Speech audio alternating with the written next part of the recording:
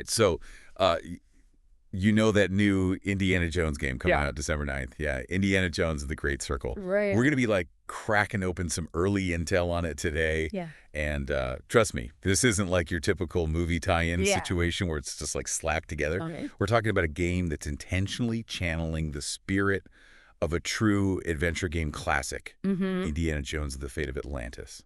That's right. And for those who maybe didn't grow up with it or haven't had a chance to go back, Fate of Atlantis was released back in '92. 92, wow. By LucasArts, and they were pioneers in this genre, you know, famous for games like Monkey Island.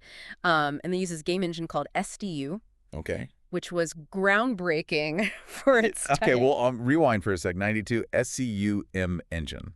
For those of us who maybe aren't quite as well versed in adventure game history as some. Sure.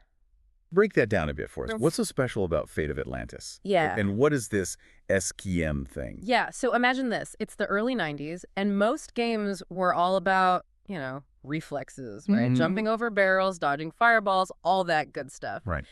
Fate of Atlantis threw you a curveball. Okay. It said, hey, how about you use your brain instead of just your thumbs? And how did that go over? Yeah. That seems risky for the time. It was a gamble, but it paid off big time because SKM, this engine, allowed for this really intricate level of storytelling and puzzle design that you just weren't really seeing in games as much back then. You weren't just going through the motions. You were making choices that affected the story, solving puzzles that actually made you feel like a resourceful archaeologist, like you were using your noggin. Right. It was a whole different ballgame, and Fate of Atlantis became a cult classic because of it.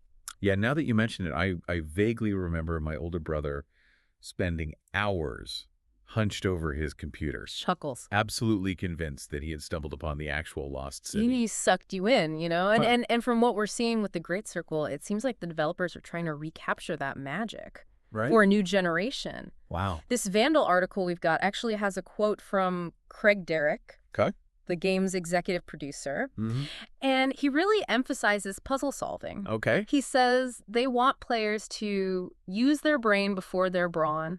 All right. I'm intrigued, but I'm also a little skeptical. Yeah. Is this going to be like a full-blown puzzle game with Indy in the starring role? Right. Where's the action? What about those like iconic whip-cracking, artifact-snatching moments? Yeah. Don't tell me they're ditching all that. They haven't forgotten what makes Indy. Well, Indy. Good. Derek also mentions that, you know, there will be plenty of baddies to punch. Okay. But it seems like they're trying to strike a balance, right? Yeah. Think of it like this Fate of Atlantis had action sequences. Right. But those moments were made even more satisfying because you had already used your wit and cunning to get that far. You know, you felt like you earned it. Yeah, yeah. So it's like you're savoring those moments even more. Okay, I'm starting to see where they're going with this. Okay. It's not just about recreating Fate of Atlantis, like beat for beat. Right. It's about taking that core philosophy, that emphasis on exploration, and using your head and applying it to a modern Indiana Jones game. Exactly. And it's not just talk. Okay. There are specific details in this article that suggest they're really committed to this vision. Okay. For one, they're bringing back a staple of classic adventure games, Indy's journal. The journal?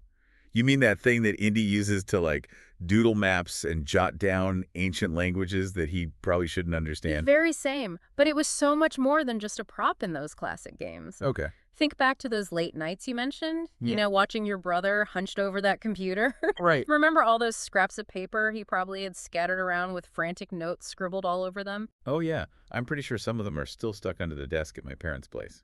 Laughs.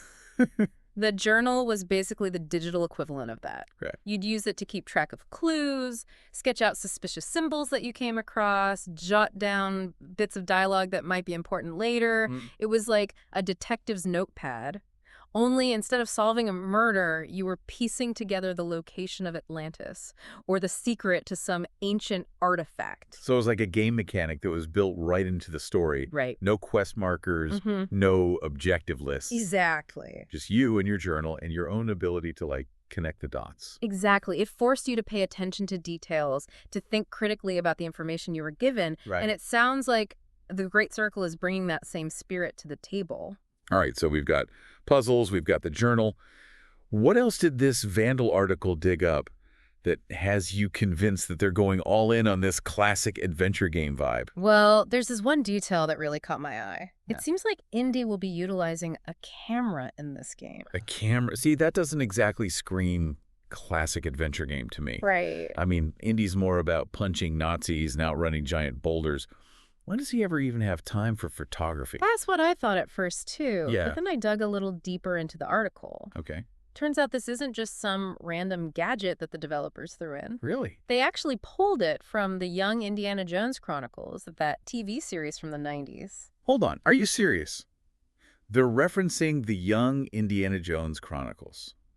Okay, first of all, color me impressed. I never would have made that connection. And second, what does a young indie TV show have to do with cameras? So in one episode, it's revealed that a young Indy dabbled in aerial reconnaissance photography during World War I. Wow. He used a camera to take pictures from the sky, helping his allies map out enemy positions and stuff. Wow, talk about deep cuts. I'm starting to think these developers have a secret shrine dedicated to all things Indiana Jones. But I have to ask, how does this camera actually play into the game? It's not like he's going to be like snapping selfies with ancient artifacts, right? Right. It has to be more than just a narrative Easter egg. Right. Think about those classic adventure game mechanics we were talking about earlier. Maybe the camera is used to analyze the environment, searching for clues that are invisible to the naked eye. Or perhaps it's tied to the puzzles where you have to line up specific shots to unlock hidden mechanisms or decipher ancient codes. Okay, now that you mention it, I can totally see that working. Imagine using the camera to spot discrepancies in ancient ruins, like a subtle shift in the shadows that reveals a hidden passageway, or using the zoom lens to decipher a tiny inscription that's etched onto a dusty artifact. Exactly. It plays into that whole sense of exploration and observation that made those classic adventure games so captivating. Yeah. It wasn't just about reacting to what was happening on the screen. Right. It was about slowing down, examining your surroundings, and using your deductions to progress. And it's so perfectly Indiana Jones, right? The guy's practically a walking encyclopedia when it comes to history and archaeology. Giving him a camera feels like giving Sherlock Holmes his magnifying glass. It just makes sense. Precisely. And it speaks to the developer's commitment to creating an experience that's both authentic to the character and genuinely engaging for players. Yeah. It's not just about recreating the look and feel of those old games. Right. It's about understanding the underlying principles that made them so great and finding clever ways to translate those principles for a modern audience. You know, it's funny. We started this whole deep dive kind of skeptical about a new Indiana Jones game, and now I'm genuinely excited. It's like those developers dug up a time capsule from the golden age of adventure games and dusted it off and said, hold my whip, we're bringing this back. And they might just pull it off, but it's more than just nostalgia, right? Yeah. Because if they nail this, Right. if Indiana Jones and the Great Circle captures that magic of exploration and puzzle solving, Right. who knows what kind of impact it could have? What do you mean? You think this could actually bring back those classic adventure game vibes? Convince a whole generation raised on first-person shooters that there's a different way to game? It's definitely an uphill battle. Yeah. The gaming landscape has changed so much even since the 90s. Right. But think about it every so often. A game comes along that bucks the trends, that reminds people of a genre that they thought was lost or forgotten. Okay, I see what you're saying. So you're thinking this could be like a resurgence, like Yeah. a whole wave of new adventure games, Yeah. but with a modern twist. Yeah, exactly. And who better to lead that charge than Indiana Jones? Right. He's like the ultimate adventurer, He is. a symbol of exploration and discovery. And imagine if the Great Circle gets people thinking, hey, this is actually kind of refreshing. I don't have to just shoot everything that moves.